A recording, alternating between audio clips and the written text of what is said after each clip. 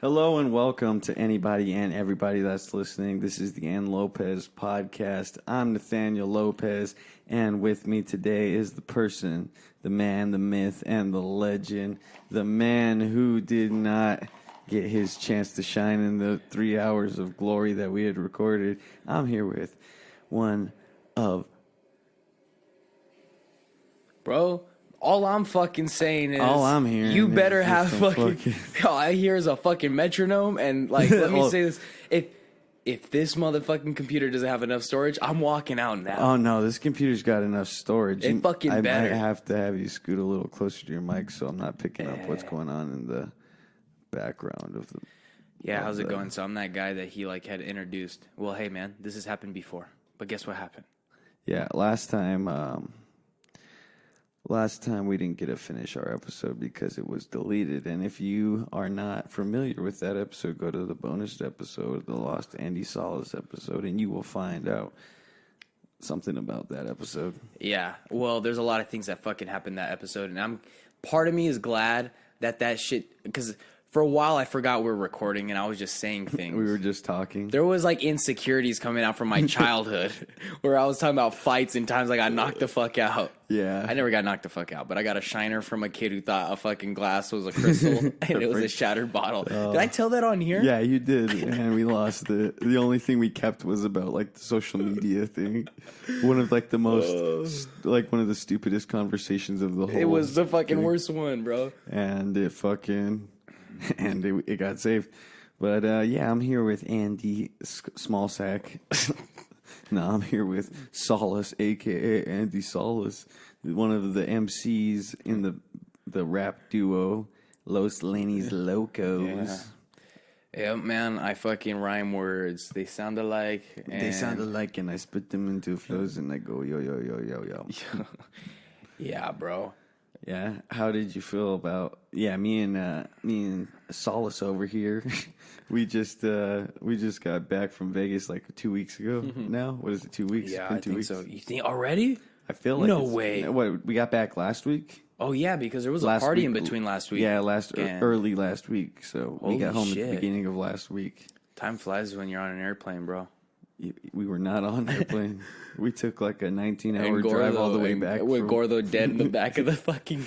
back of the caddy plane. Bro, that guy loves you for some reason. What the fuck? Did you guys, like, started a bromance and that guy's never fucking met you before? It's because I was just fucking with him a lot.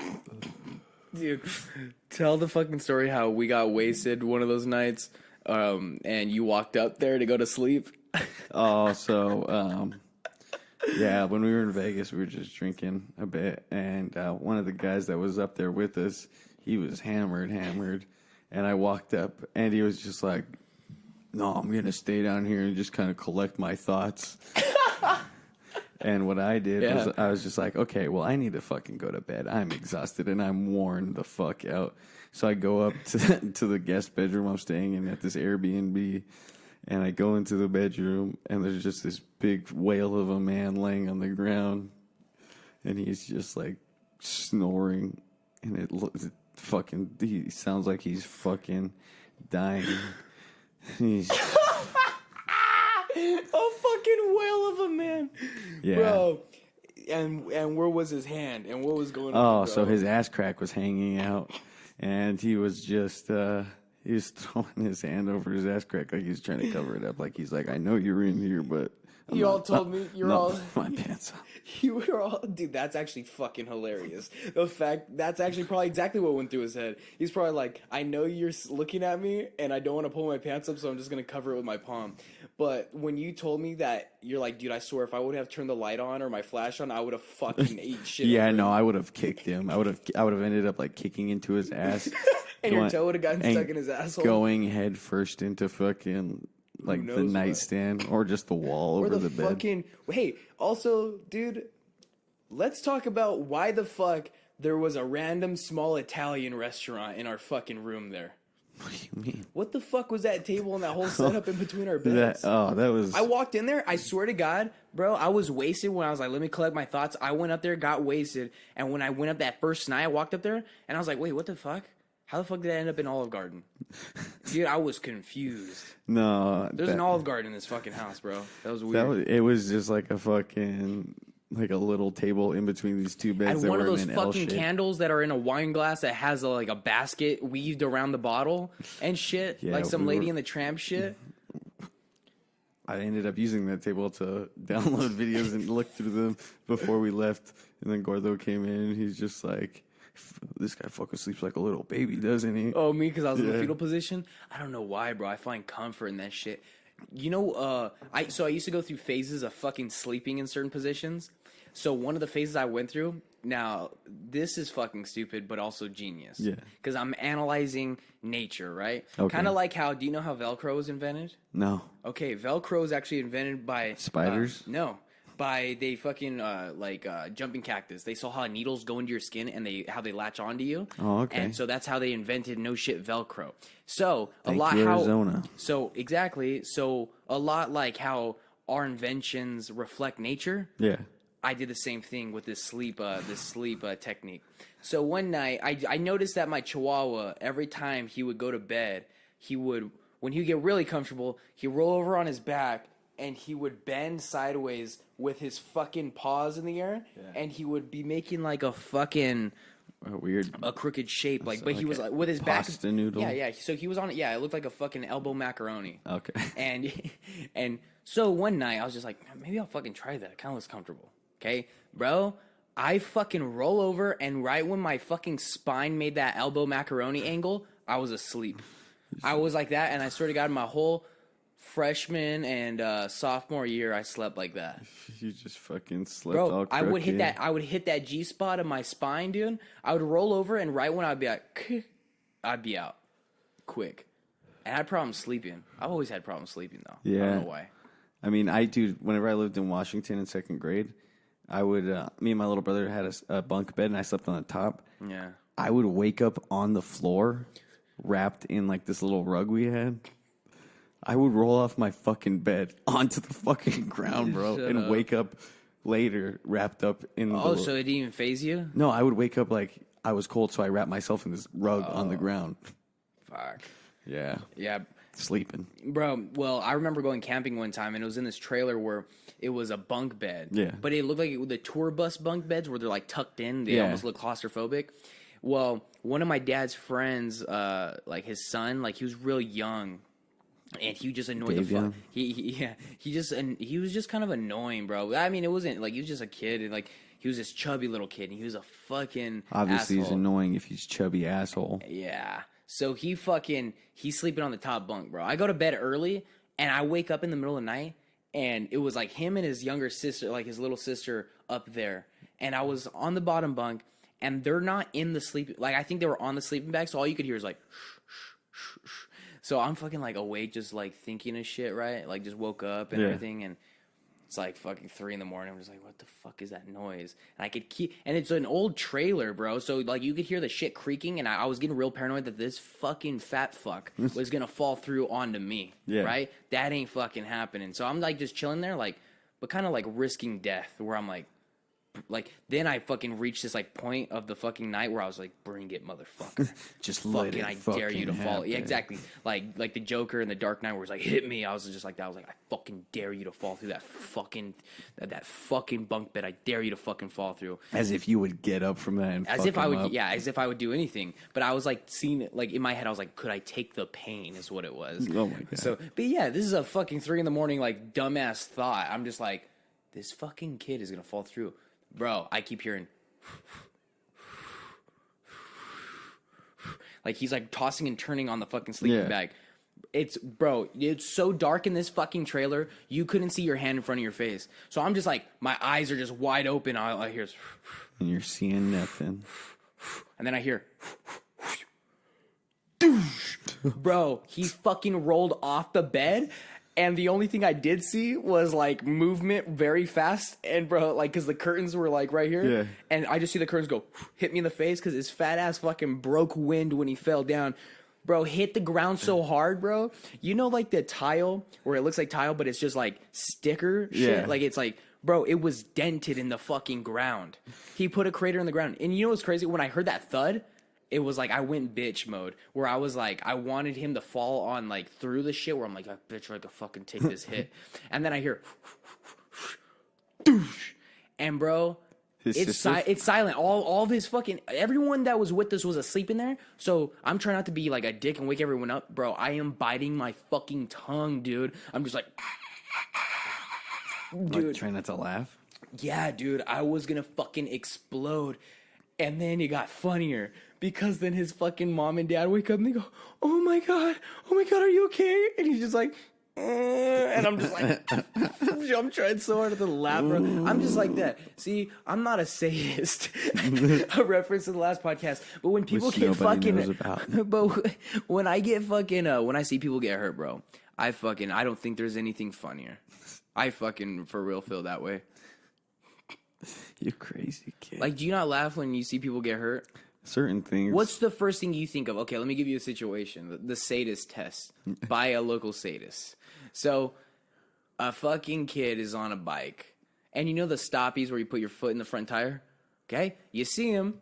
Maybe you just, like, left a family barbecue or something like that, right? Okay. And you're just walking outside, you're saying bye to the family, and, like, all the kids are playing Peace the out, fucking... family. Yeah, and then they're all in the street, and then you see fucking Josh just... And then puts his fucking foot in the front tire of his mongoose. And he flips. And you see him just do fucking flips, bro. Well, what do you do? I would laugh because I've done that before. Yeah. And I know that you can get up from it. And then I would laugh, and then if I saw blood, I'd be like, oh, shit. Oh, pussy. Okay, there we go. That's where you failed the test. You're not a sadist, bro. That's some bitch shit. When I see blood, I laugh harder, dude. I laugh fucking harder. And you know why? You know why I laugh at people when they get really hurt like that and a bone breaks or they're fucking... Well, first of all, because we're not inanimate objects, right? We're human beings. Like, we're very inanimate. We're very much alive, right? Of course. But do you know the only fucking relation we have to inanimate objects? And this is where I think it's fucking hilarious. What? Is the fact that we could both break. Okay? Oh, yeah. I think that's just so funny to me. When I see like a human being like break a bone, I'm like, bro, you could pay bills and pump gas. A cup can't do that. But a cup can break, and you just broke. Yeah, but, you know, what are you saying? I just find like humor in that for some reason. I find humor in like the fact that no matter how intelligent you are, you could break like anything. Like everything breaks. It's just so human of you. It's like, damn, that's so human of you to be a jackass so what and are you break saying? yourself. Cups are human when they break? Anything is. Anything's well, maybe, human. maybe. No, I don't know. No, that's not what I'm saying. Everything's just, you know, humans aren't indestructible. And But I love that fact. Yeah. Because you see someone like DJ Khaled, someone who's so full of themselves and have such an ego, and they never break character. Dude, that guy's probably got bad knees. Yeah, well, he definitely doesn't eat anybody's pussy. Yeah, and he doesn't hear eat about any that? vegetables either. Yeah, I did hear Says, about that. yeah, I'm the fucking king. Yeah. And they're like, oh, Mr. Khaled, so how often, so, like, you pleasure your wife? Yeah, hell yeah, I pleasure the fuck out my wife. And he's like, well, how often do you go down on your wife? Just a random question from a fan. Never. What? What is that? I fucking hate that guy. He's like, what is that? He's like, what is that? He's like, what would it be like? Ask me. I'll be DJ Khaled, you be the fucking interviewer. I'll fucking be DJ Khaled. All right, what do you want me to say? You just interviewed me. I'm DJ Khaled. All right. Yeah. Hey, what's up, DJ Khaled? Yeah, how's it going? How many times you go down on your wife? What? Yeah. And then he goes, what does that mean? It means you go down on your wife. Never. I asked her to marry me once. I don't know. Maybe that's what he might think. It's like, I've asked her to marry me one time. No. How often do you tongue fuck her pussy? Shit. That's not what that's for. You know what I mean? So rude, bro. Guess what? If you rode a mongoose and put your fucking foot in the front tire, you break yourself, jackass. You break yourself. Well, because, dude, it's like he has such an ego. Like, dude, Hot Ones, have you ever seen Hot yeah, Ones? that and he actually goes bitch on Hot Ones. I really fucking hate him because of that episode. But hey, if you haven't watched that episode, go to youtube.com, type in Hot Ones, and go to the DJ Khaled episode. See DJ Khaled fucking start turning into a bitch. And then his excuse was, hey, bro, this is your shit. This ain't my shit. Like, this is your kingdom and shit. He's like, you could. Why the fuck did he just turn into someone from Brooklyn? Hey, yo, bro, you do your shit and stuff and shit, and I do my shit. I don't know where he's even from. I don't care about that cat. Dude, you know what's crazy is, have you ever heard of the old movies they used to do spoofs of movies called Thumbs? No. It was like Thumb Productions. So I'm a fucking idiot. Unfamiliar with When it. I was a kid, I didn't know this, but I was buying a lot of like Thumb Production? Indian Indie movies. so racist. No, I'm just kidding. Yeah, indie films. I didn't know it though. It's just because the covers look cool. Yeah. And there was one called Thumbtanic, dude, and it was fucking Titanic with thumbs, dude. It was Was it an thumbs. animated movie? No, dude, it was people's thumbs. And I gotta say, it looked really fucking good. But DJ Khaled looks like one of those thumbs. Now, so this is what I'm thinking. They should come out with a DJ Khaled biopic of thumb of fucking people, but he's a thumb, bro. And I think Thumb Productions should fucking produce. There you go, Thumb Productions. I know you're listening to this. Yeah, bro. Do a DJ Get out there. I'll fucking audition for it. But I'll use my toe though. My toe could be like fucking. It's my thumb toe. He's different than everybody. Bro, have you ever seen someone? Was that on a podcast I heard recently? What? Because he said that. I don't know which podcast they're talking about. The murder thumb. And it's like a fucking, some people who are like, they could see if you're it's just a crazy thing that all murderers have in common. Their fucking thumbs look like toes. And it's crazy because Black Ice that we performed with in Vegas had a thumb toe. He had a thumb toe. Damn. Fucking back to this Vegas conversation, since we're straying so far from what this podcast is really about. Yeah, the fans want to hear about the music, and the music wants to hear about the fans. Well, so Los Lenny's like our future endeavor after we start doing shit. We're gonna start a fucking thumb production of the come up of us. It's a total biopic of them as thumbs. Yeah, it's a 8563 thumb. Stupid. Are you high right now, bro? Shut up. Are you? Ask the fans. Ask the fans, Ask bro. them. Go on and ask them. Tweet at them. I don't smoke weed. I know you don't. I can't. Yeah, you guys say that. You look the military. You look fucking melted right now. I gotta say that. Well, if I'm going to be quite honest, I did drink a little bit before. Can I get some of that shit? Yeah, you can have a sip. So Nathaniel likes to steal whiskey. No, I don't. I bought this. at Total Wine. Let me see. You What are we stupid bitch. drinking, bro? It's 2 stars. 2 stars, eh? 2 stars. Everyone was just like, yeah, what is that, the rating they gave him? I was gonna say. I was like, that's a low fucking rating. Well, what is it? A bourbon? Yeah. Isn't that interesting that bourbon usually comes in like the bulbed bottles like this? A Like Bourbon bourbon. Yeah, I dug it. Yeah. That smells like fucking bad decisions. Yeah, bro. it was very cheap. It was on sale. I got it for like $18. Okay. You know, it's a little bit more than that fucking Jack Daniels or Jim Beam or. That's pretty good. Yeah, it's not bad. It's pretty good for a cheap fucking Cheap bourbon. bottle. Well, you know, a bottle try to of reach Wild it. Turkey 101 was cheaper than this. Really? Why didn't I get the Wild Turkey 101? Because I wanted to try something different. I was like, stood there for a while. It was like 9:40 in the morning, and I was just at this liquor store. About this. I like that saying of fucking rum is for partying and sex, and whiskey and vodka is for business.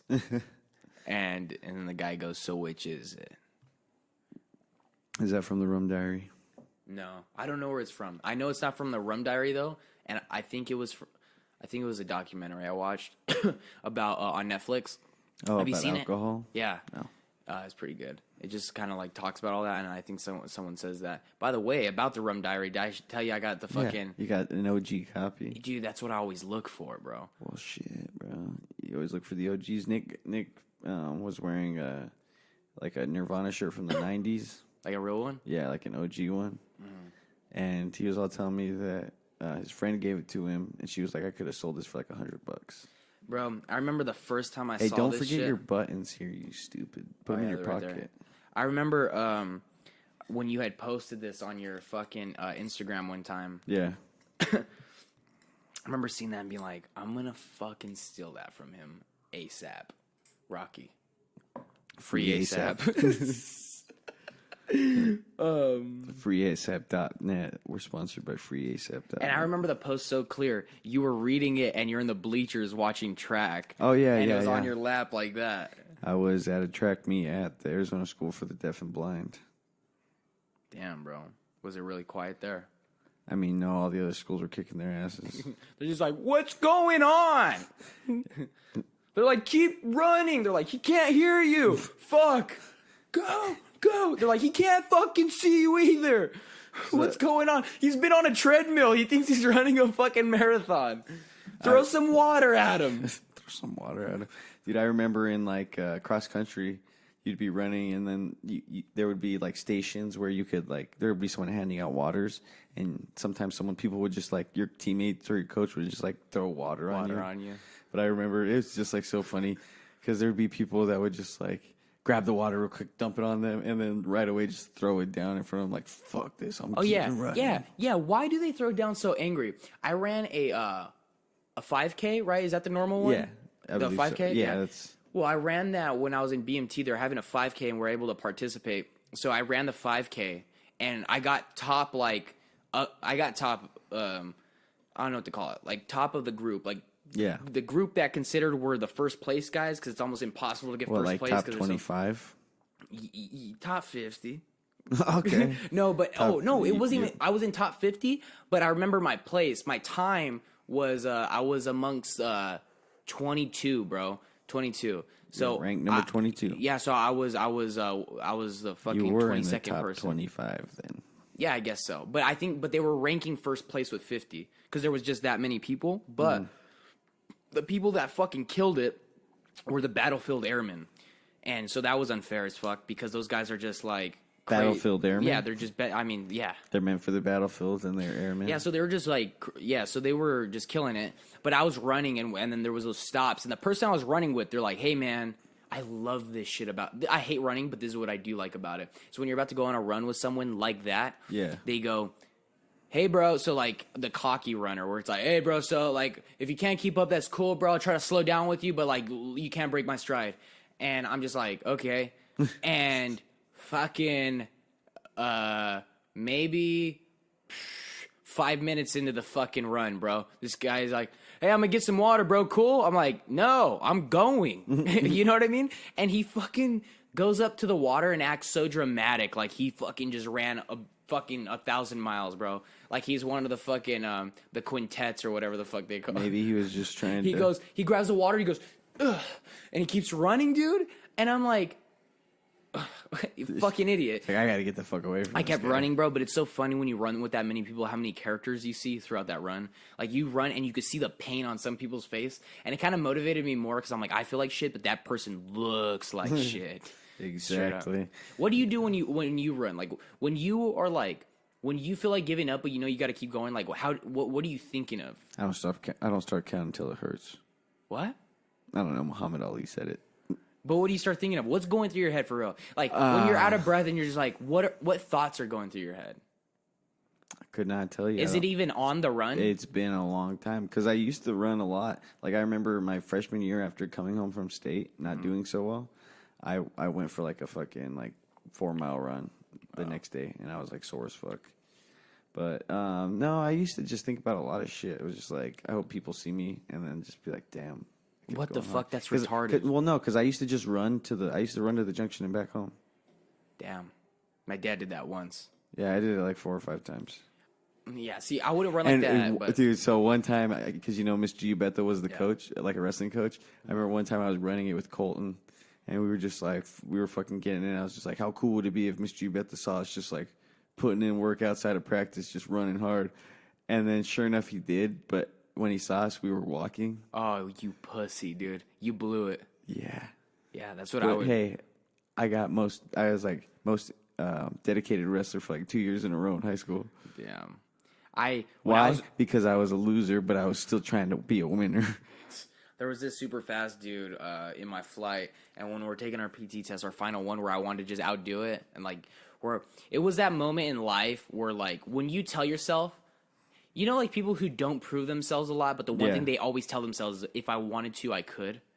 and it's like if that day ever came, I would do it. Yeah. That was my day, was where I'm like, I don't care if I start passing out and I start coughing up blood and my fucking nutsack falls off, or I'm fucking running this shit, bro. I was like, I don't care if my kneecap explodes, I'm fucking dragging my ass through this fucking shit, and I'm be one of the fastest people. Well, I'm fucking running, and I remember there was a dude who was just super athletic. He was just a super athlete, and I remember him passing me. Yeah. Or he was starting to pass me, and he had already passed me. Like, he fucking probably passed me twice. He was so crazy. And I was just like, I remember when he came back around and my mind started breaking down on this last lap, or the last 2 laps. It was fucked because, like, when you're on that last lap and you fucking are like, oh my God, I have another fucking 3 of these. And I was just running, dude. I remember him coming around and, like, I was just, like, mentally kind of, I wasn't breaking down where, like, I'm going to quit, but I was running out of shit to think of. Yeah. And I started forgetting the lyrics to songs. So I was like, oh, fuck, dude. It's coming to a screeching halt. So he comes around. And I'm breathing. I'm like, bro, what the fuck? Give me some tips, bro. What are you thinking about? What do you think of? And he goes, nothing, just like that, bro. And I'm like, oh shit. I tried so hard to think about nothing, bro, but I couldn't. Honestly, when you can zen yourself out like that when you're running, it's like, I think it's called going brain dead. How the fuck do you not think of anything? well, so it's not that you don't think of anything. It's just you ignore your body and you just become you let your body move, because it's just moving, and you get yourself into a this is how I would do it. I would get myself into a comfortable breathing rep, and then I would be running. I just keep a certain pace, and then I would just start thinking about certain things that would totally take me out of my head, and then I wouldn't be like fully focused on where I was. I would just be kind of moving in places that were runnable. So, dude, this whole conversation, the last fucking 3 minutes, has been fucking retarded. The reason why is because running is the dumbest shit I've ever fucking heard of. Yeah. Okay? No, it's stupid as fuck. Because... I mean, not whenever you need to run. From things? Exactly. Coward. Well, you're going to fight a bear. No, but I won't run. They say to stay still if a fucking bear's coming at you. You ever watched the movie Without a Paddle? Have you ever seen The Revenant? No shit. Well, that's what I'm saying. Okay, but... He tried to run for a second, and he got fucked. But have you ever seen Without a Paddle? I think... Seth Green curls up, and then he ends up being taken back to the lair and treated as like a baby bear. No, I don't remember. Dude, there was a fucking fake story about that recently. Did you hear about that? Yeah. What the fuck? See, when I had heard about it, I thought they were talking about the one that happened lived for a few days. But I thought they were talking about the one from like 2 years ago when that dude had that hiking video where his face was falling off. Remember that? No. You don't remember that? Sounds I don't remember where he was. Jamie, pull it up. He had a hat on, and his hat was holding his fucking face up. And the only reason why he was alive because he had so much adrenaline going on. But he said he was walking on the trail. A fucking cub comes across the trail, and he stops. And then a fucking mama bear comes.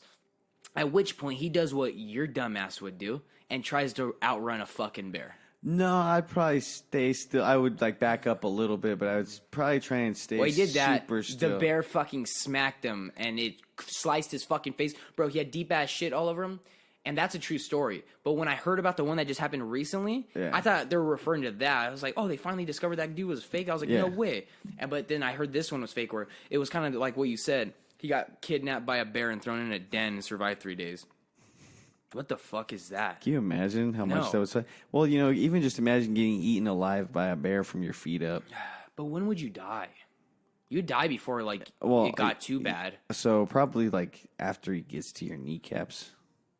Yeah, well, you'd bleed out. You probably exactly. That's what I'm saying. First of all, you'd probably have a heart attack before, when he bit your legs off. Yeah, you'd probably go into shock.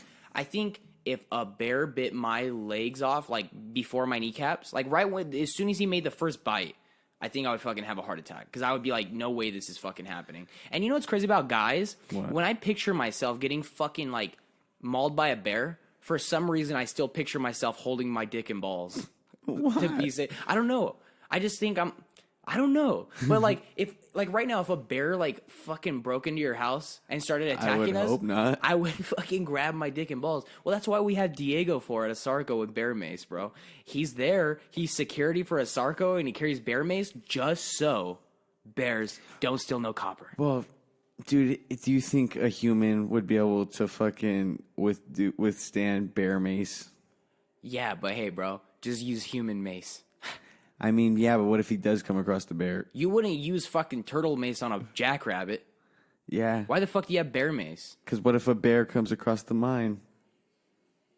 To steal Then what? When the fuck have you heard of a bear stealing copper, dog?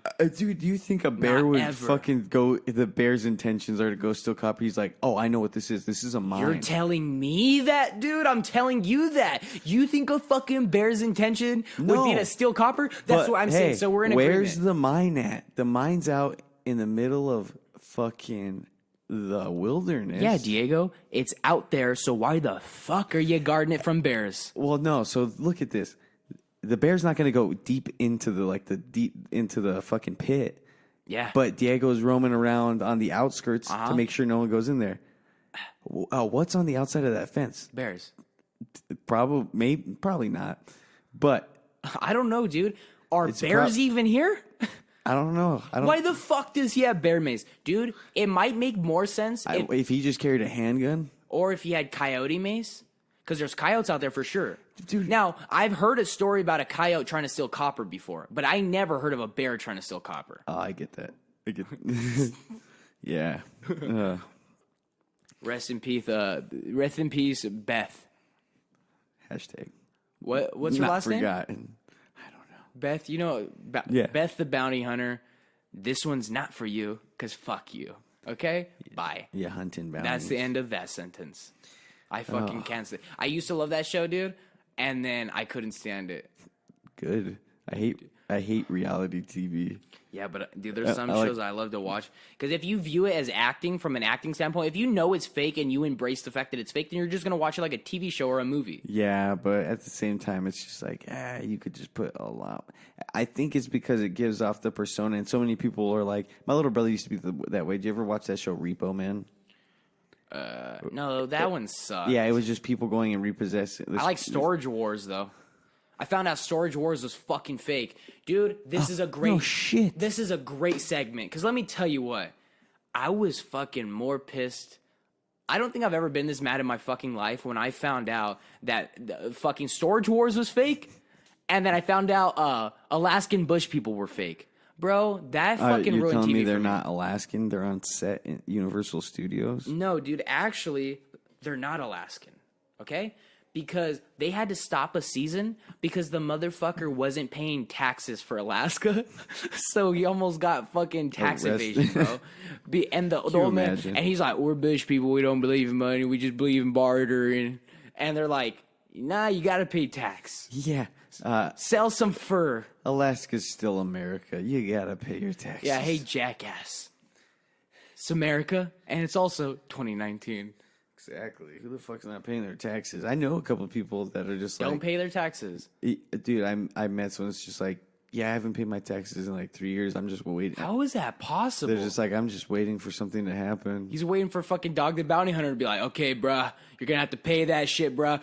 Bro, I just came up with the best fucking collaboration ever. What if they had Alaskan Bush people, right? The dudes going to prison for tax evasion and Dog the Bounty Hunter goes and fucking bounties his ass, It's the dog. best crossover Dude, episode. okay, this is how it starts off. They're building shit, right? Their fucking dumbass sons are trying to fucking build traps and fuck their sisters, right? And then the next scene is fucking, all you hear is, tss, tss, tss, and it's like, it's Dog and Bounty Hunter on a skid, right? It's just like, tss, tss, and then all of a sudden, you know, and then he's not talking in the video, but it's one of those reality shows ones where it's just a shot of his like hair flow and he's on the skid and he's holding on to the front of the fucking skid, just like looking out into like the wilderness while Yeah. they're driving up to like the land. He's like, tss, tss, and then all of a sudden you could be like, yeah, well, you know, it's my first time being in Alaska, and then all of a sudden it goes back to him and he's in a cabin. He's just like this with his arms crossed. He's like, yeah, so I've never been, but I heard about this guy who's not paying taxes, and we're gonna find this motherfucker, bruh. Yeah,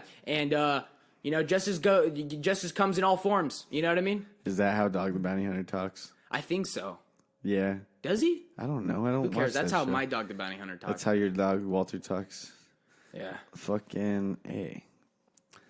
Hey. Fuck. Fuck it, we Doug. we never talk about music. I feel like we'll never get around to that. When What you if- start this shit off, bro, you don't ask me about music. I know I don't. Because So I just go with it. I fucking take this shit and I run. Actually, I don't. I stay still and hide, bro, because running is fucking stupid. It's because I know so much about you already that I'm like asking you about music is redundant for me, but not for the people listening. So check this out. This is how music started for me. Shut. I ask the questions here. You don't do that. That's not my microphone, so I don't use that microphone. So I don't care if you lick that. Yeah, well, it was actually pretty gross, but continue with the questions. Oh, so what I was gonna ask you is like, what was like the first album? Or okay, so what did your parents play whenever you were younger? Probably just like rap. So yeah, my dad grew up real fucking thug life, and my mom grew up real fucking trailer trash. So she was also listening to So Thug Life obviously my influence in loving Yellow Wolf obviously comes from fucking both sides of the coin, bro. So yeah, my mom was real trailer trash. And she was fresh out the trailer. My dad was fresh out of fucking fresh out the Adobe house. Fresh out of fucks to give. Dude, my dad wanted to be Thug Life so fucking bad. And my dad loved Too Short. My dad said like his idol was fucking Too Short. Well, okay, Tom Segura.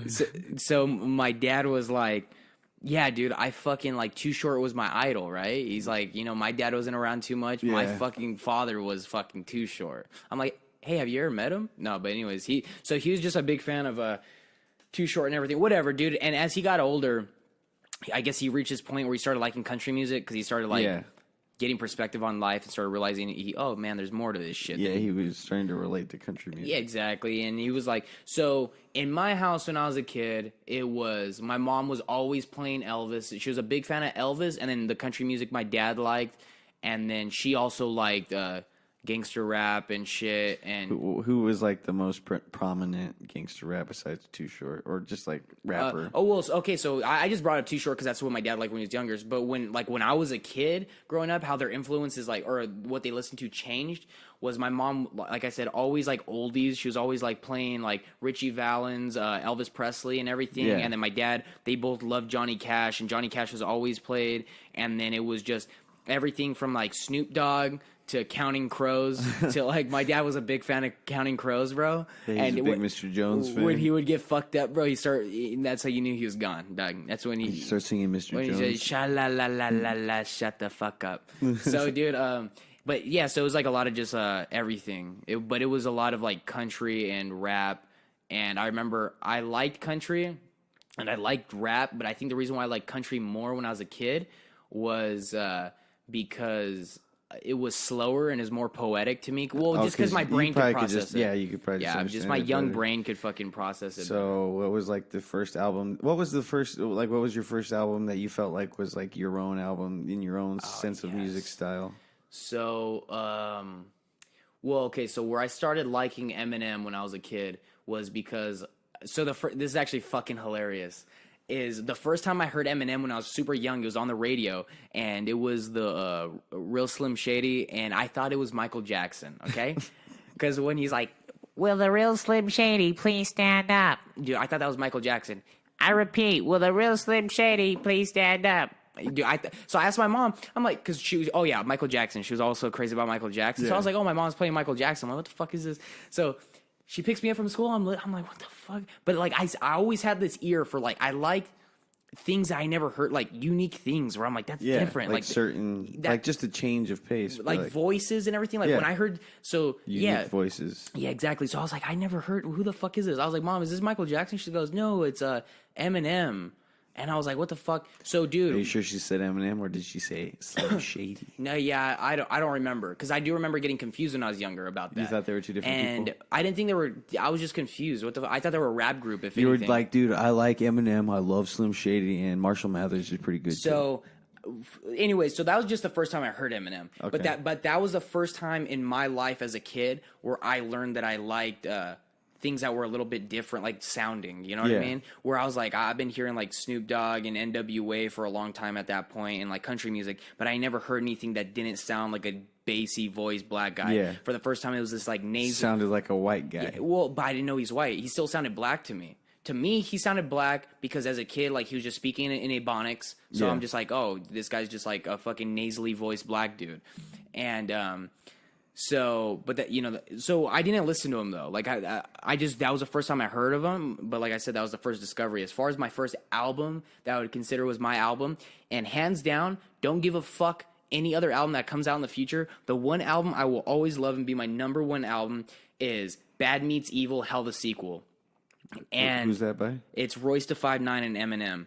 And that shit, it's not just great fucking songs, but it is so sentimental to me because it came out when I had just moved back to Samuel. Okay. And when I had just moved back, I remember it fucking clear. I remember we're moving in. We're in on 2nd Avenue for like probably 3 weeks at that point. And I just got home from school. My mom and dad weren't back yet. And or no, it couldn't have been because we moved in the summer. They were gone, and I was just like, I remember I had like all the fucking doors open for some reason because I was an idiot, and I was blaring music. I think it's because like I wanted like everyone to hear this music because I had MTV music videos on, and they were at they were at Bonnaroo or something like that. Your parents? No, motherfucker, the goddamn MTV. Oh, okay. And so they're playing, so they were doing like a countdown, and they're like, oh, we got Eminem and Royce da 5'9" promoting their new album. They're interviewing them. And I was like, oh fuck, and I didn't know who Royce da 5'9" was at that point. And I was like, oh shit. And they're like, yeah, this is they're talking about the music video they're about to play, and it was the debut of Fastlane.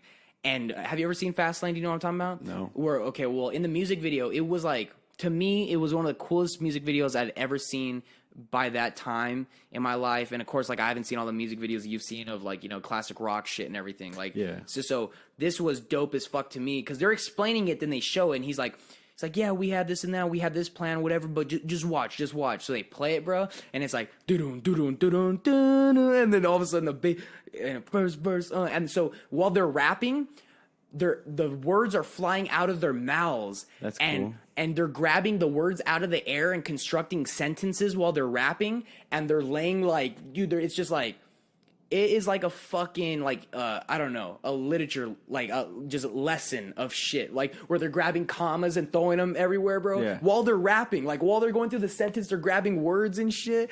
And then they're, like, extending them and everything, doing all this shit. It was just a crazy music video. And I was like, oh, dude, I gotta see the rest of this album. So that I'm waiting for the album to come out, whatever. That was just the debut of that music video. Yeah. The album comes out. By the time it came out, 6th grade had just started.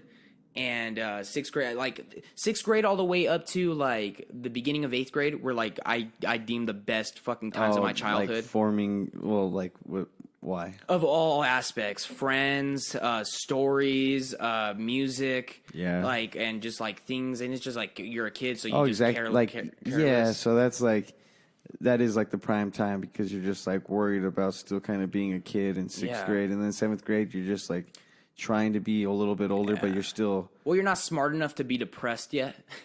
You know what I mean? I think I started to get depressed around like 8th grade hit it for me. But so that's what I'm saying. 6th grade and 7th grade, like, problems, I was aware of it. Like, I'm like, oh, this shit sucks. I wish I could be with this chick. That would be dope, right? Or I wish I had this skateboard. You know what I mean?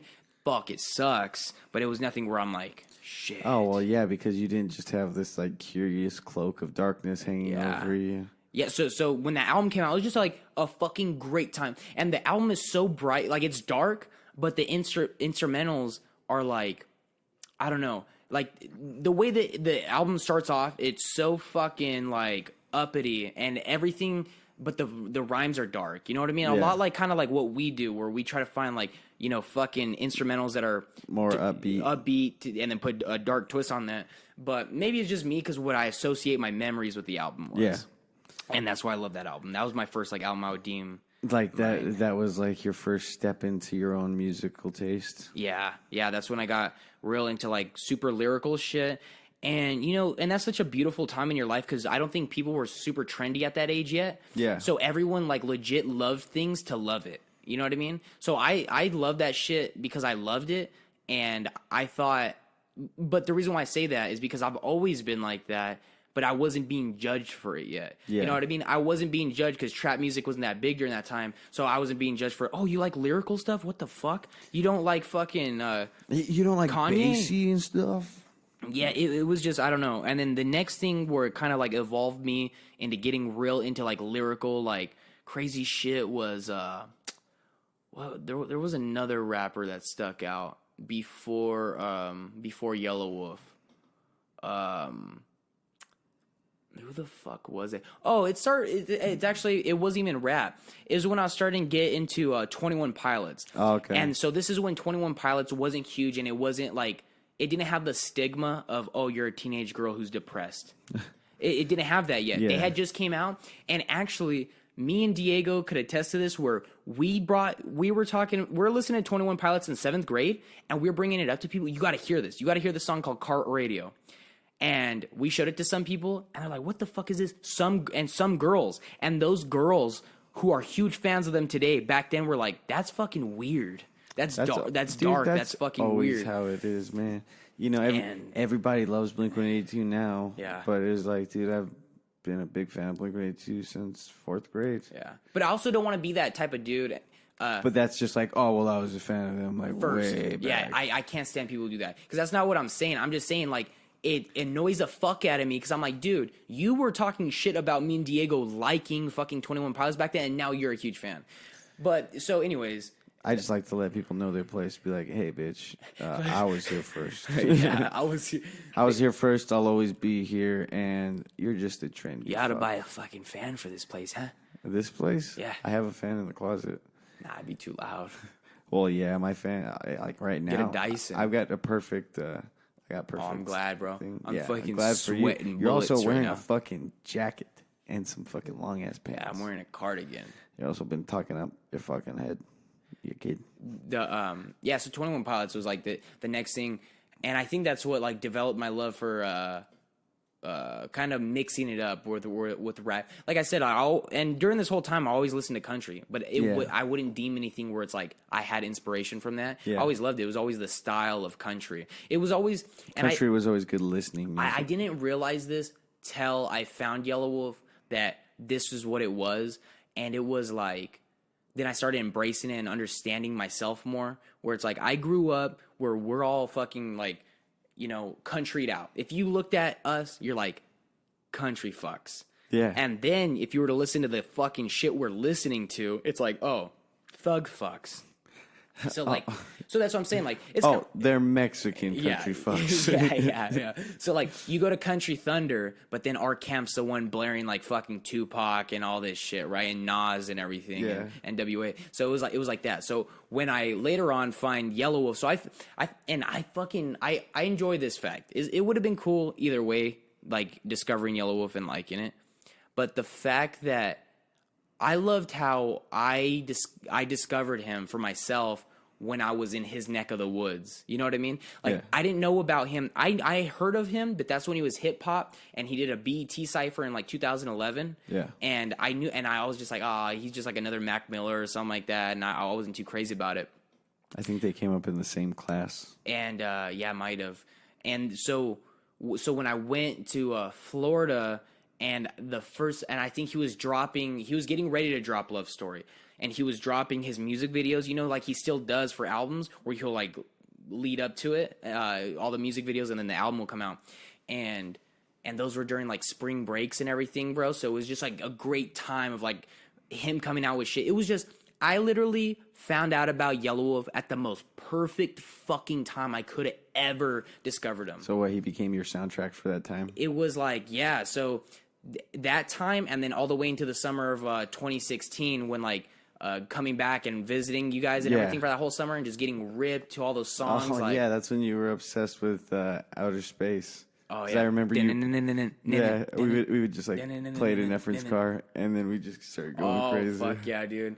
And Johnny Cash, I love that fucking song. So, dude, that whole album is just banger after banger, and it's like, I love. That's probably my second one. My second favorite album of all time is Love Story, but like I said, and I was just lucky enough where, like I said, I was in his neck of the woods, and then we had the opportunity to go to Tampa Pro, the skateboarding event over there, and it turned out him, Bones Owens, and DJ Clever were, you know, doing the after party. That's what's up. But during the day, they were just hanging out. So we were there the day before. Whatever, fucking watch the whole event. The next day was like the final where they do everything, and then Yellow Wolf was going to be there.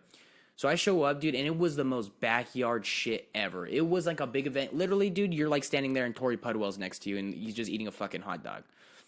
and I actually have like a true story like that that's very similar to Yeah. that. Where when I first saw Yellow Wolf in person, he was fucking buying a fucking hot dog from the little stand they had right there. Yeah. And he's buying a soda. And he goes to say, I'm like, that's him, dude. Dude, And that's I it. bet That's you him. were so excited, huh? Yeah, well, and then my dad, he didn't really know who Yellow Wolf was during that time. He just knew, like, I was a fan, and I was like, yeah, that's him. He's like, no way, that's him. Like, we literally couldn't believe that this dude's just chilling. Like, Yeah. he's legit just chilling, And not being watching this swarmed. shit. Yeah, and so his pop-up was on the corner right there and by one of the ramps, and we go over there, and I'm like, hey, can I get a picture with you? And he's like, yeah. What's up? And Hold on. Keep talking. Keep telling everybody Yeah. about it. so he oh yeah, before that I fucking was like, yo, I'm gonna go grab my fucking album. And I had Love Story, the album, on a fucking vinyl. And I grabbed the vinyl from the car. I come back, and my dad's talking to him and like his whole crew, and they're just kicking it. And I'm like, no fucking way. My dad's just kicking it with this dude I fucking idolize, and they're just kicking back in lawn chairs, and he's drinking beer with them. I'm like, no fuck, this is mind blowing to me. I fucking go up and I'm like, hey man, I was like, can I get a can you sign this? He's like, oh fuck yeah, bro. He's like, oh goddamn, you got the vinyl, and he's like, that's what's up. I was like, hey, can I get a picture? He's like, fuck yeah, take a picture with him and everything, blah blah. And then we're just like talking with him for a while, and yeah. That was fucking dope, man. That was crazy. That was definitely that was fucking a trip to me, meeting him like that. A lot of people don't get to meet their like idols and shit, right? Yeah. And I was just lucky, dude. I couldn't fucking believe it. And not only that, but then I've met Yellow Wolf 3 different fucking times. And then I fucking caught his fucking jacket. I don't even want to get into that fucking story, though. I just know I caught Yellow Wolf's jacket. He thought someone stole it off stage because he was fucked up. But he threw it, caught it. I had it for like 2 fucking weeks. Then I mailed it back to him. Because why did I mail it back to him? Because I didn't want to wear it and out of nowhere get fucking jumped. Yeah, because people were like... I remember like looking at all those comments, Hating me, dude. They're just like, dude, if I see that person, I'm gonna fuck them up. That's fucked up, bro. So there's a video of me on my other phone, and I'm reading the comments wearing the vest, and Diego's recording me, bro. I'm wearing his fucking vest, and everyone's like, that's fucked up, bro. If we see him. So that's what really made me send it back, because Diego's like, dude, just keep it. Well, I was like, first of all, bro, like, he's my idol, bro. That's awesome. Like, I don't want him to hate me. And if I ever met him again, like, I don't want to have this thing in me where I'm like, I stole from this guy. You know what I mean? I don't know. My conscience, like, I just couldn't do it. So I was like, fuck it, I'm going to send it back to him. And what if he sends something back? You know what I mean? Like a care package. Like, dude, thanks for sending it back. Yeah. I had no, like, evil intentions of stealing from him. He fucking gets all wild, gets up on the table, and kicks his shit off the table, flies next to me, and I couldn't even register it because I think I was looking on the other side of the stage at Bones Owens. Yeah. And I thought it was a pair of pants because it was denim. And I was just like, what the fuck? I just grabbed it because I knew he kicked it off the table. I just fucking grabbed it. And someone grabbed like a sweater. And lucky, dude. Like, you know what I mean? Just lucky I happened to grab. Maybe they saw a sweater. They didn't know what the fucking Too pants. bad you didn't grab the sweater, bro. No. I grabbed the fucking golden one, bro. I fucking grabbed it, and I look. I'm like, no fucking way. I saw the wolf on the back, and it said "Trial by Fire." I was like, and I'm holding it, bro. There's a bunch of sketchy motherfuckers around me, and they start offering me money. They're like, hey, bro, I'll give you this. And then one of the dudes tells me and Diego, while the concert's still going on, and we're right by the stage. It was a Slumfest West, so it was just a camp, bro. They're literally just camping by the fucking stage. It was in the middle of nowhere. They just put a fucking stage up, literally. And so this guy's like, bro, he's like, dude, I don't want to buy it, but can you meet me at my tent after this? And can you let my son take a picture with it? And I was like, yeah. And I was like, Diego, let's get the fuck out of here before I get jumped. We go, dude, I'm shaking, bro. I can't believe this is fucking happening, bro. Yeah. And like, to me, that's like catching Michael Jackson's fucking glove or fucking fedora, bro. I was like, no way. So I fucking did. My dad's like getting fucked up at the bar, just watching over from the bar. Yeah. And I'm like, let's get the fuck out of here. We get out of there, dude. I have it. I just couldn't believe it. I was like, no way. And then he sends that post the next day. And he said that someone stole it off stage, whatever, these sketchy motherfuckers. Bro, I was just like, what the fuck, dude? I wish people, like, because I know people had videos of the concert. I'm Yeah. like, guy, there's probably videos of you kicking it the fuck off of there. I DM him, Clever, and Bones, and just for a chance, like I'm sure Did they're not going anyone to check reply? it. And no, and you know what's weird about that is, you know how I told you I've DM'd Clever and I've talked to Clever before, Yeah. just like from posting shot of my story, and then he'll acknowledge it. So meaning he sees my DM. Yeah. What's funny as fuck about that is at the top of that chat is still the one I sent him from 2017 or 16. That's what's up. So when he sees that, I'm like, I wonder if he's ever, like, when he sends me something off my story and he just scrolls up a bit and sees Yellow's vest and a big old apology under it, like if he's ever acknowledged that. And it would be funny if he did. If he just got drunk one night, and was just like, what the fuck is this? You know what I mean? As like, You're boozing this. is there fucking booze in that? Dude, so like, that was a trip though, dude. That was crazy. And that's when he lost his mind. So this is fucking crazy because, dude, he loses his mind after that. Like, literally, Yeah. he got 5150'd at, like, 2 concerts after that. My aunt was supposed to see him in Tempe, right? Yeah. He canceled his show. The show before that was when he was throwing fucking speakers and trying to fight someone off of the fucking stage. Yeah. And that's when he got that piercing in between his eyes, Yep. and he dreaded his fucking hair. He started dating that fucking crazy ass black chick and everything. He's still dating her, I believe, right? No. Oh, different one? He's married to Fifi now. Okay. Yeah, that other chick was just some wild ass chick, and then did I tell you, still when his mind was fucking aloof, we're in fucking Fresno. My mom plans a trip to San Diego. I go with her and my aunt. Yeah. So after SeaWorld or whatever we did, we went to the San Diego, one of the malls over there. All of a sudden, dude, fucking Danny Wade posts. He goes, "Yo, this address tonight, fucking 3 hours from now." Big skate event. Bam Margera's gonna be there. Fucking Yellow Wolf's gonna be there, dude. And Yellow's posting about it. I'm like, dog, I gotta fucking go to this, dude. I fucking regret not finding a way to get the fuck over there. First of all, I didn't have my own money during the time to get an Uber and just go. Yeah. And my aunt wasn't down What with the it. fuck was a Uber at the time? Yeah.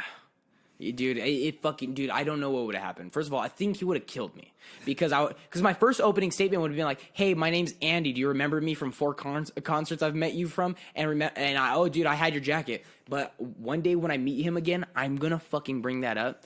And the way he's gonna know it was me is because we put shit in his pockets. Yeah. And then after he got his vest delivered to him, my dad gave him an Air Force coin, a fucking Chiefs coin, Yeah. and a star from a retired flag. And he had sewn that onto the jacket, and he made a fucking a badge out of that coin. So there's a bunch of videos where that shit was pinned on him, the fucking coin and everything. And I was just tripping out about that. And so he'll know, because he's like, I'm like, hey, I had your jacket when you did Slumfest West. Like, you know, I know these guys do so much that they don't remember shit. Yeah. But you remember kind of like these, because that was the only Slumfest West. He's only done that once. He'll never do it again because of me, probably. And that's funny to think of. Yeah. He hasn't done another one, and he's definitely thinking, I'm not doing that shit again because those people were fucked up and someone stole my fucking jacket. And the fact that jacket is like the cover of his fucking his album, or the back cover of his album, cracks me up, dude. And I was like, and then he has it in a music. Oh, and that was crazy. So there's a music video with DJ Paul. Yeah.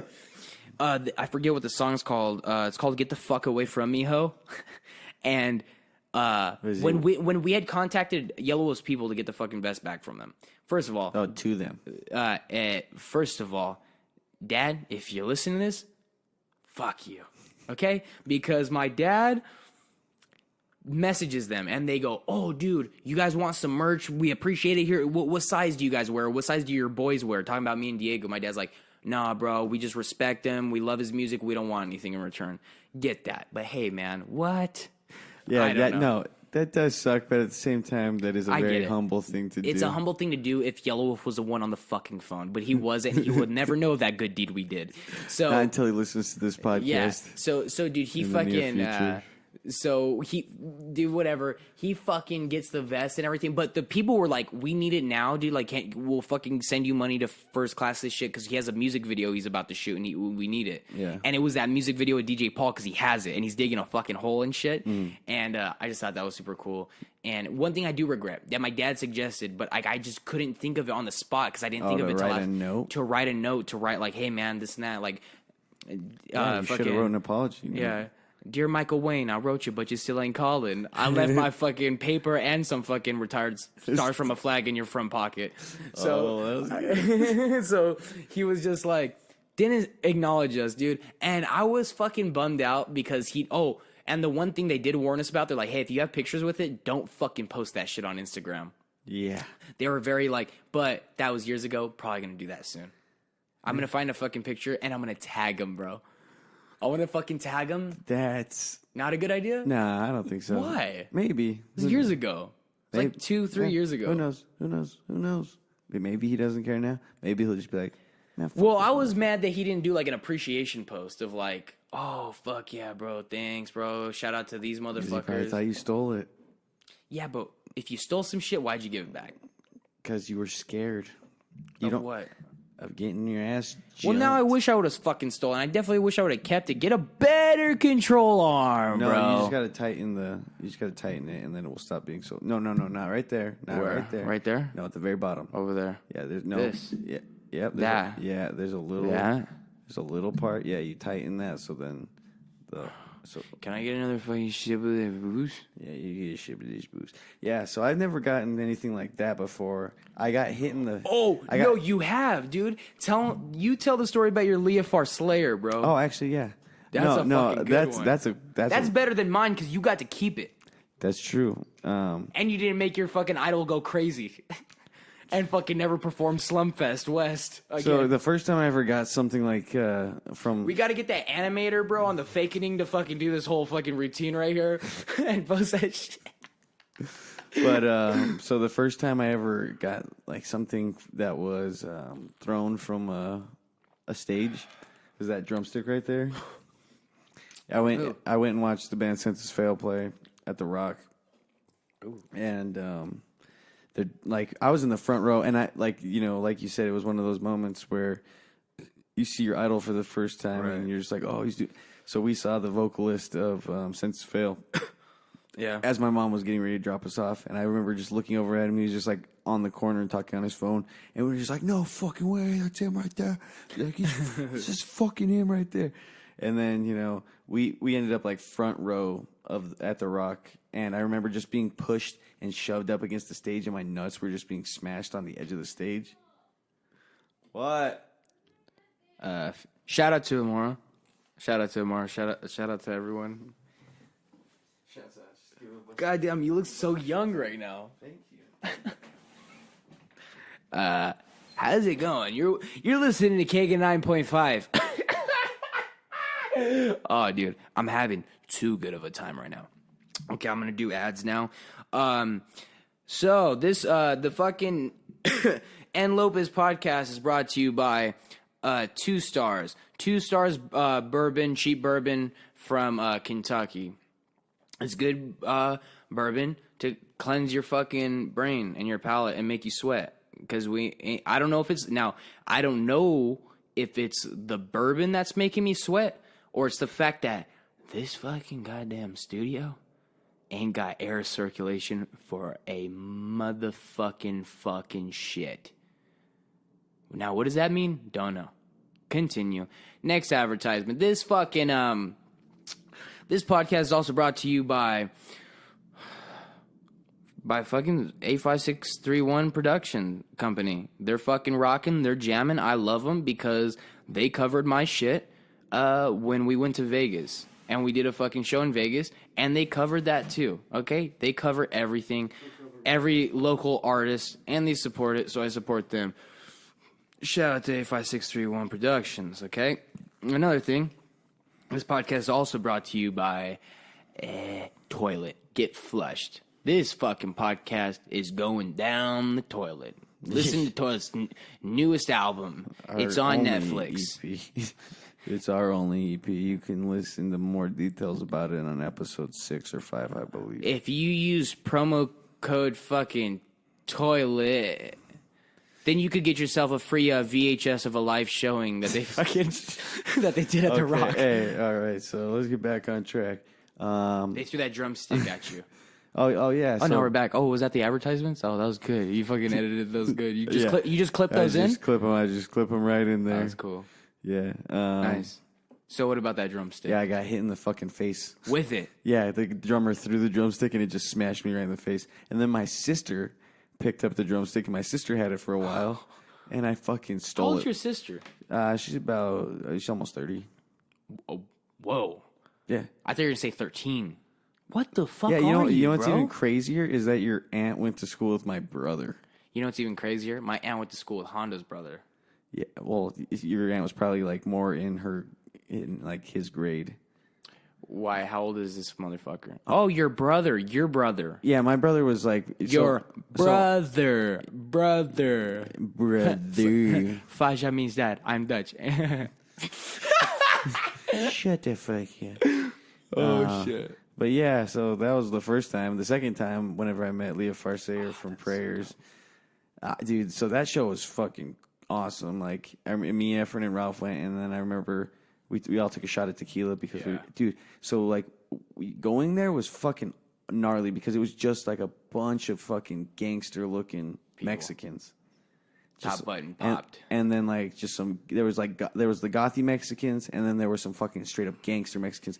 There was a dude that was like in a wheelchair, an electric wheelchair, that his legs didn't fucking work. Him and his hyena, and he was You're just fucking lying. I'm bro. not lying. I swear to God. Wheels was at this motherfucking place. Yeah, it was a bar in the front. And Do you have short legs? I don't think he was paralyzed. I think he had gotten hurt in like a gang. Paraplegics don't have short legs. I'm saying They did have he have small short legs. Why the fuck would they have small legs? Because they can't use their fucking leg muscle, bro. The muscle deteriorates. Never been more wrong. I don't know. Bro, you get fucking dude. You know who? That's not the point No, of this. fuck this. We can't just go over this like it's nothing. You're telling me you honestly think when you get paralyzed, your fucking legs shrink? Not shrink like You just shorter. said- Not shrink shorter. The mass in your legs deteriorates. Okay. No shit. When I said, does he have short legs, I meant short legs. No, I get that, and I misunderstood And that. you said, no, he's not paralyzed. No. Dude, if you really I thought for a second, if you really thought that you fucking get paralyzed and all of a sudden your fucking legs go in your they fucking just body. They suck up because they take God's like, you don't need these no more. because isn't when you're paralyzed, your bones just. Well, it is your weird bones because turn if you to look gel. at Joe Watson, he has short legs. Who's Joe Watson? From Family Guy, I don't think his last name is Watson. isn't it? Watson, Joe Watson. Who cares? That's not the point. Jamie Foxx. Anyway, Jeff Foxworthy. so the show was fucking dope. It was cool. It was like a revitalization because there was this like punk band that was playing, and they were like all about being Hispanic. That's cool. So it was like for me. It was like a revitalization of like just being Mexican. It reminded me of my Mexican side. That's dope. But then after the show, me and Ralph went up to go like try and meet him and stuff. And I showed him my tattoo, and he just fucking reaches into his pocket real quick and fucking hands me his knife, and I was just like, How long did it take for him to get his hand out of his pocket? it was fucking quick. No way. It looked like he was just trying to like pass it to me really quick, like he might have fucking killed someone with it. What? It was crazy. Like I just showed him it. I That's was fucking like, crazy. dude, I fucking love you guys. I fucking love you guys, dude.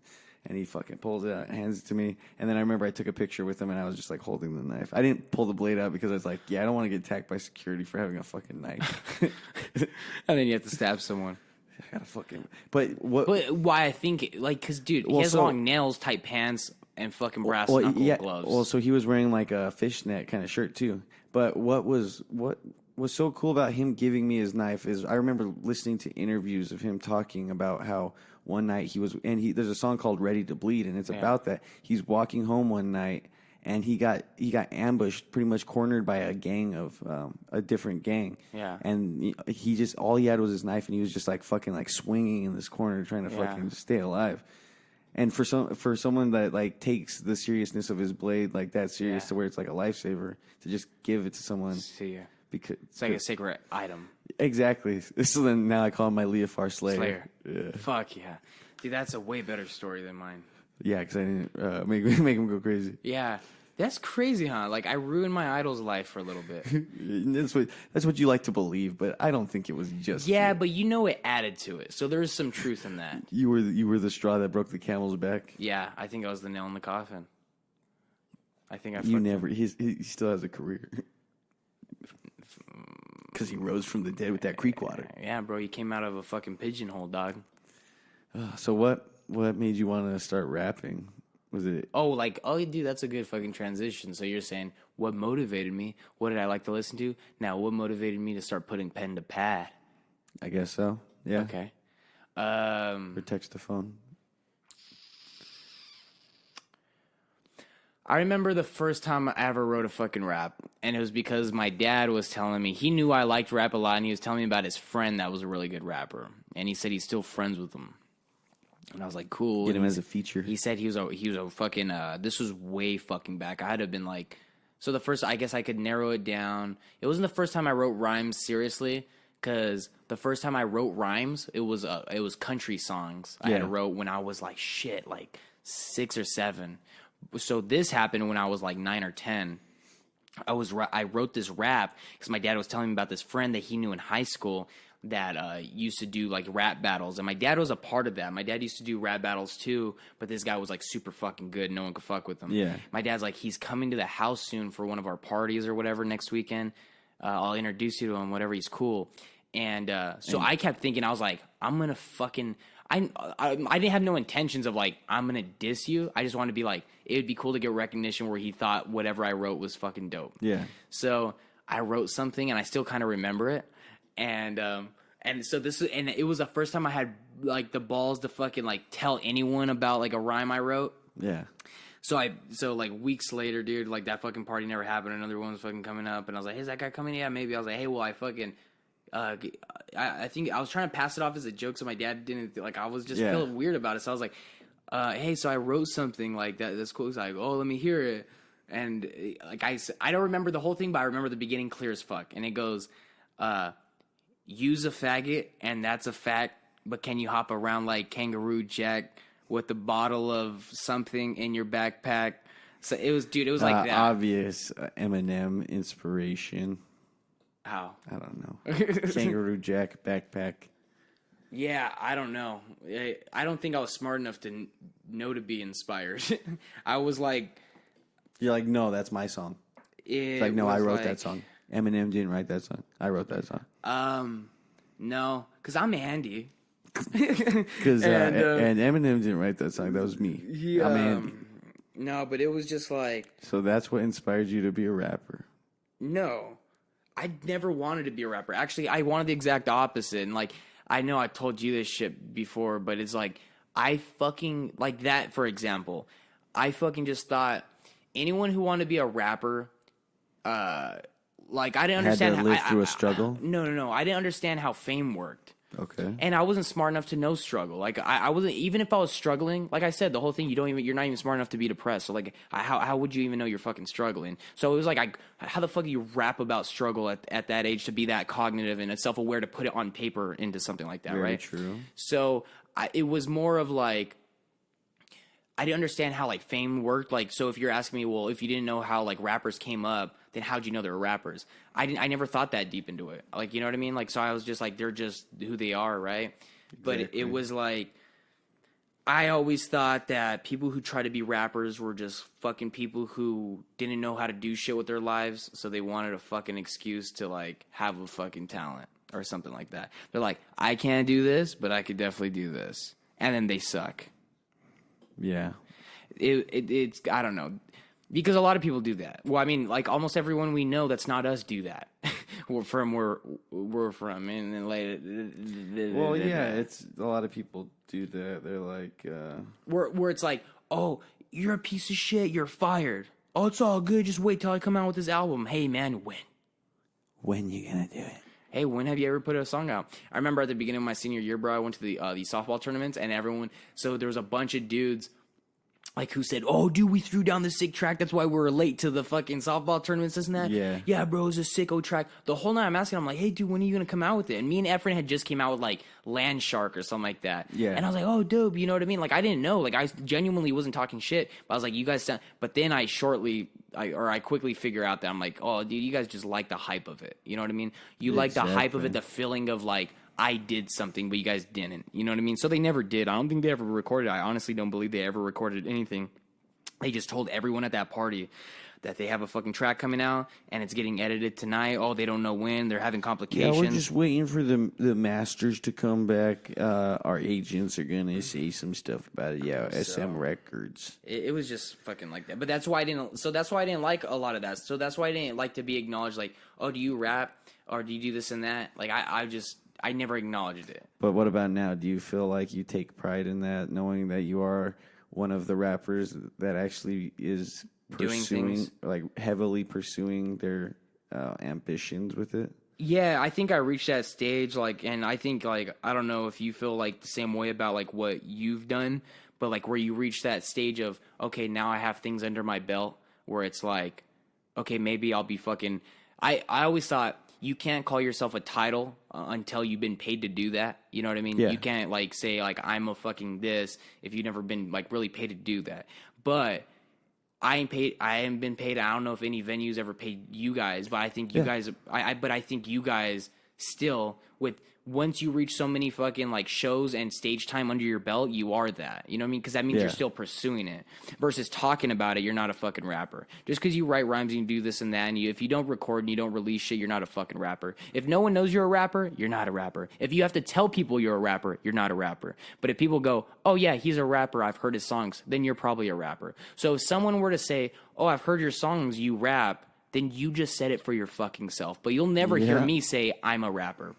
Yeah, well, I wouldn't hope you wouldn't say rapper. I'd hope you'd say like MC or lyricist or Dude, artist, musician. You know what's so funny about fucking MC?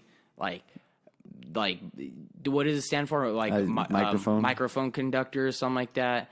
And I remember thinking that was just always a goofy ass fucking thing. Like, MC, I'm a mic conductor, a conductor of mic mics. controller sounds better. Mic controller. I control the mic. This is a device. I don't know. I can't rap. I think I would rather use like poet or something like that along those lines. Yeah, you gonna write good poetry books like Not Tupac? like you. Not like you. My poem books, whatever. There's a lot of typos in it. Yeah. Now, but you guys have played 2 shows now. Yeah. Yeah, you look like you've played more than 2 shows, though.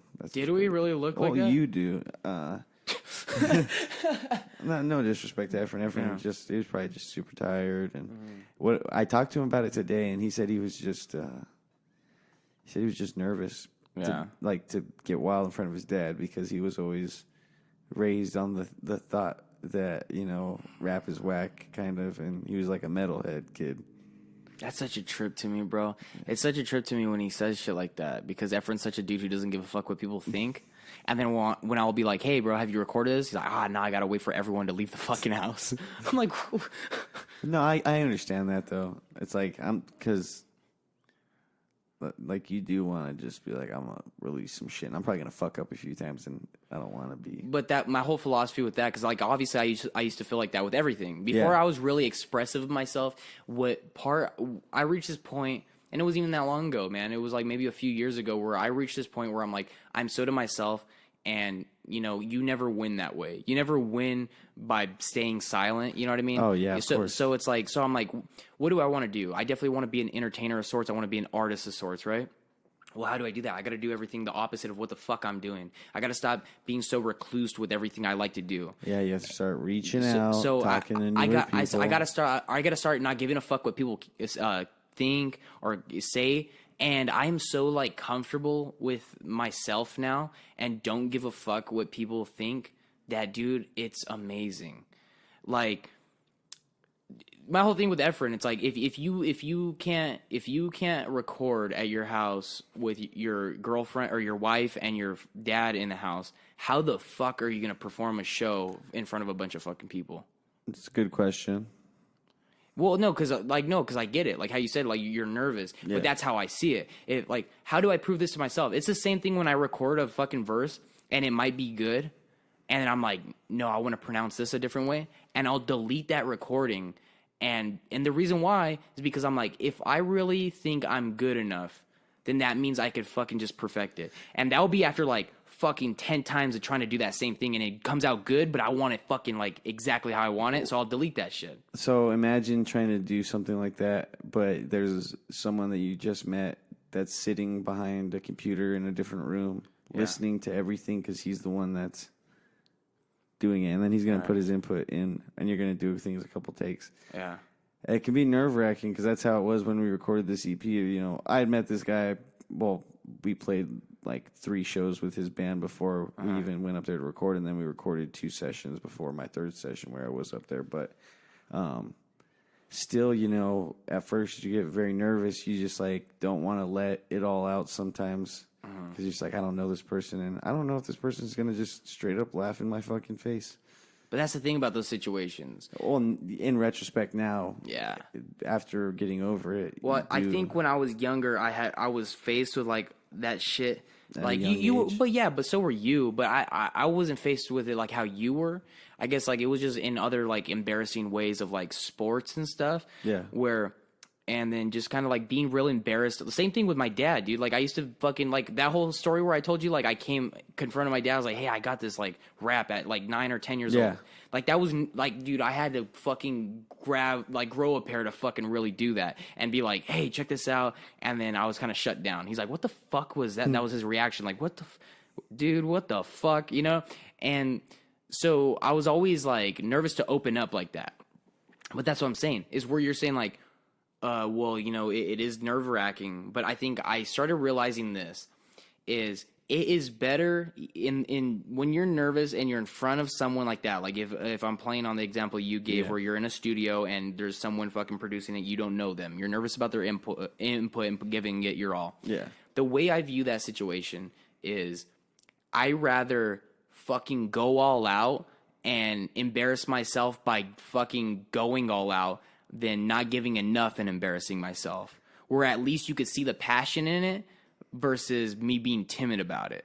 Definitely. That's that's the learning experience with, whenever you're making music. Yeah.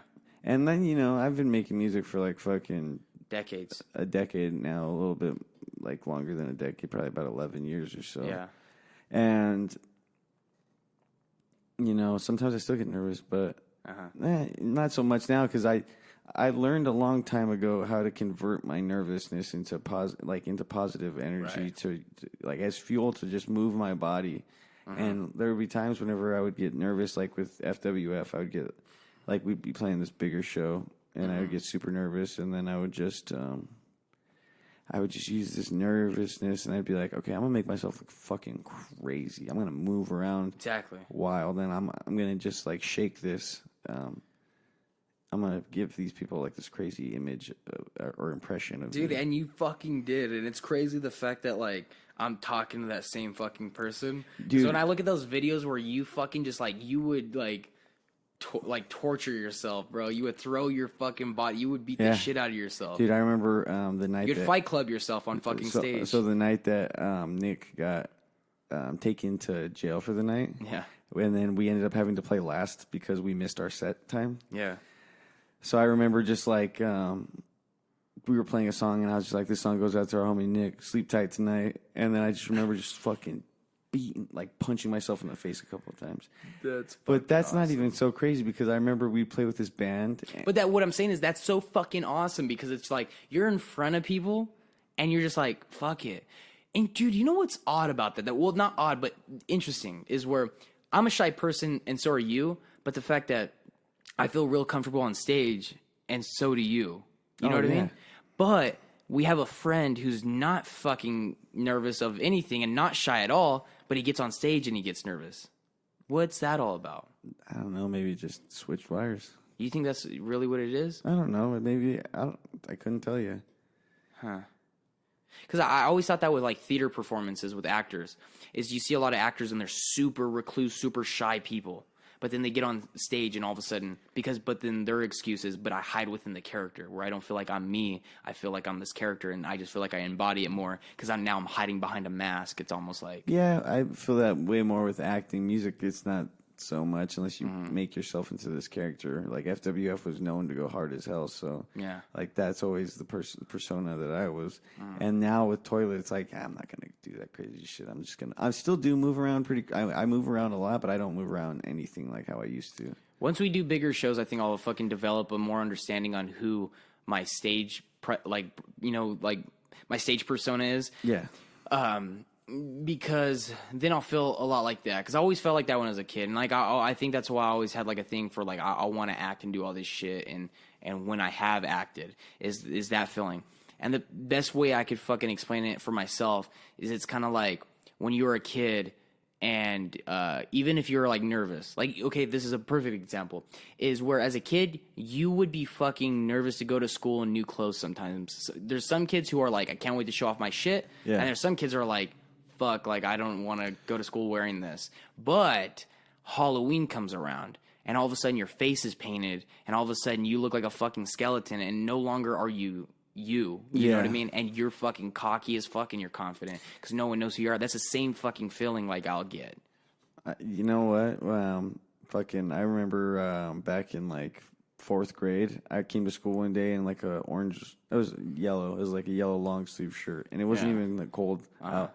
And I just remember someone asked me, like, why are you wearing that shirt? And I was like, I don't know, I just felt like it. And then at that moment, I knew that I was different than everybody else. Yeah. I was just like, yeah, these guys. You know what's crazy? Someone who opened my eyes when I was actually still in Samuel, and it's hard to really open up there at a young age. It was probably harder for you. It was almost, I say it was easy for me to break out of my shell because I had moved somewhere where I didn't know anyone. So it made it easier because I was like, I don't give a fuck.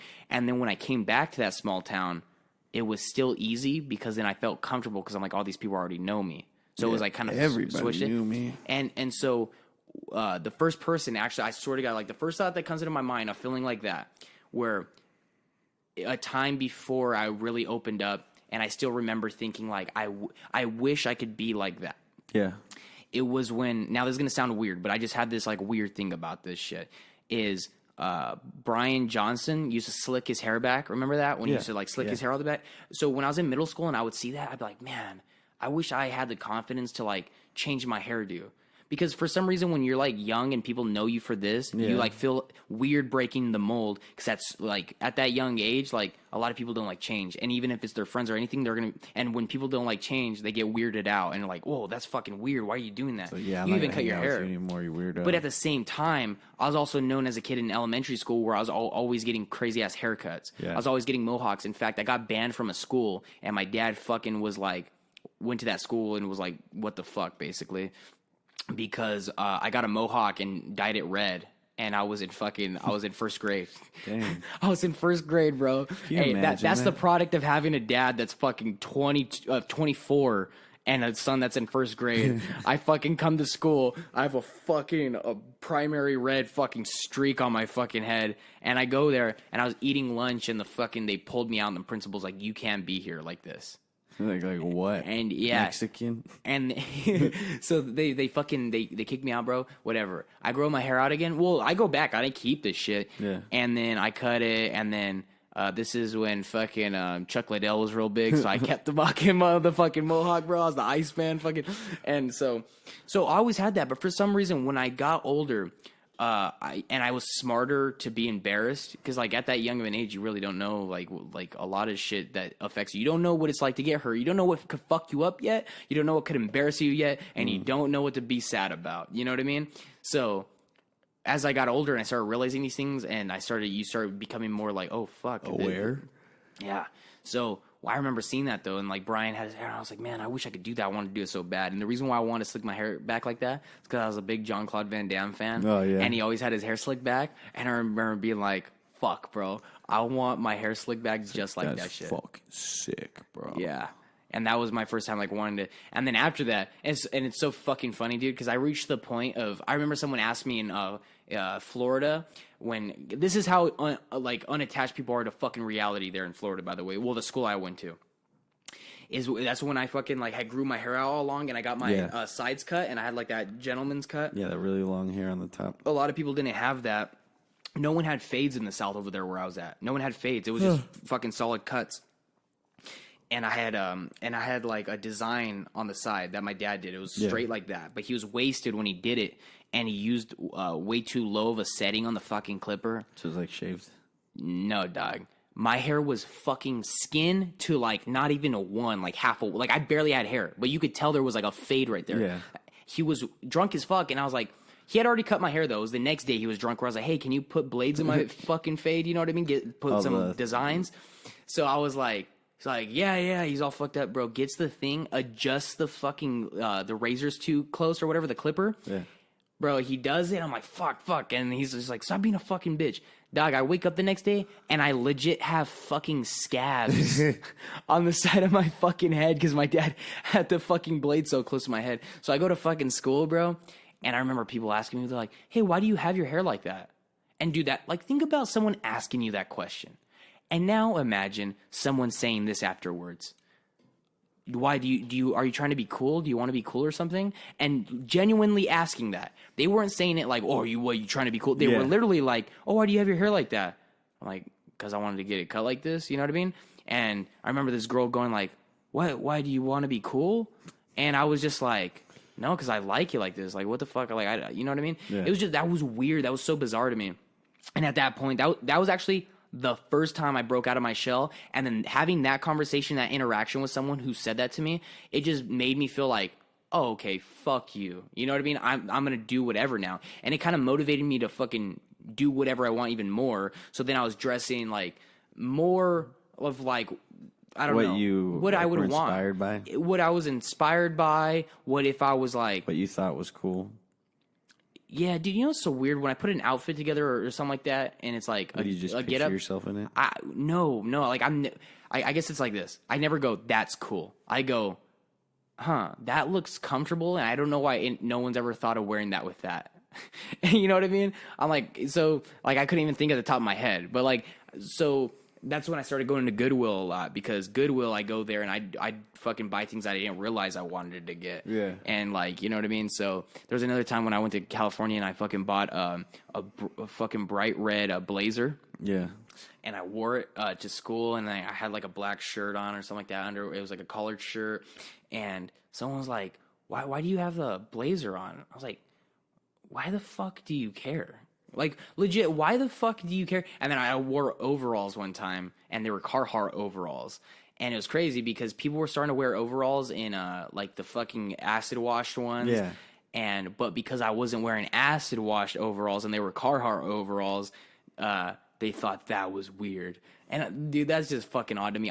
Hey, by the way, if you're listening to this, I fucking hate people. So I fucking legit can't stand people, and guess what? Hey, if you're out there listening to this, I don't want to be your friend, because guess why? I have enough friends. I don't need any more. All right, that's Andy Salas right there. Yeah. It's been fucking an hour and 30 minutes. It's 9 o'clock in the Pizam. Andy's got a fucking long day tomorrow. What are you flying back up to Fresno tomorrow? Is tomorrow Friday? Tomorrow's Thursday. No, Friday after work. So I fucking fly out at 5:30. I get off work at 4. Fucking fly out at 5:30. Get there at like. Who's driving you to the airport? 10:30. I'm dropping my fucking Jeep off, and then Honda's gonna fucking take me.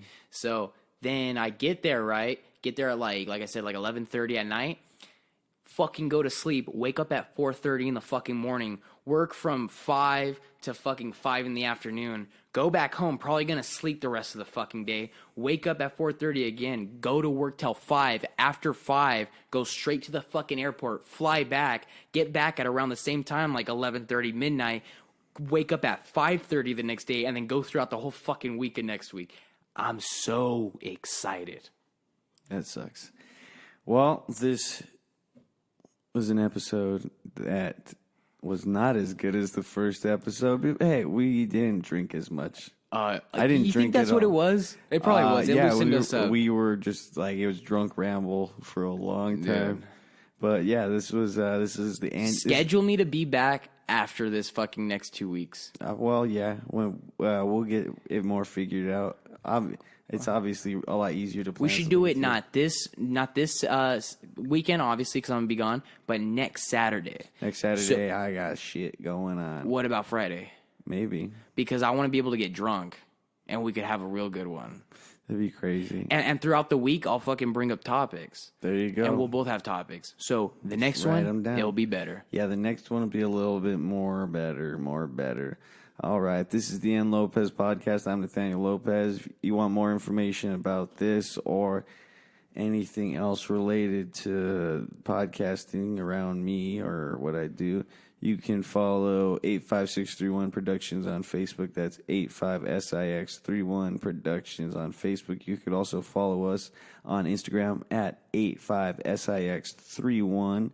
Follow 85631 Productions on YouTube as well. You can find all of the podcasts on there, just like you can find them on Apple Podcasts, Spotify Podcasts, Transistor.fm, and YouTube.